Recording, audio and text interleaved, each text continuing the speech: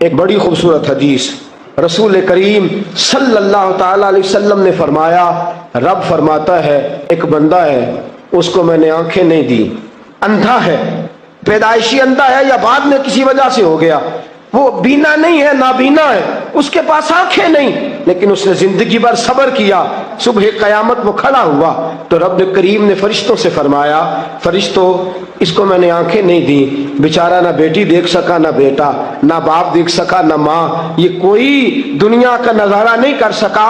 तुम बताओ इसका अजर क्या है। फरिश्ते कहते हैं मौला जन्नत का आला दर्जा दे दे, अल्लाह इसे बेहिसाब बख्श दे, या अल्लाह इस पर रहमतों के दरवाजे खोल दे, या अल्लाह इसको नवाज दे।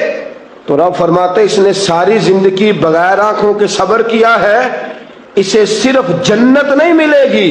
बल्कि आज इसे इसका रब अपना दीदार भी कराएगा।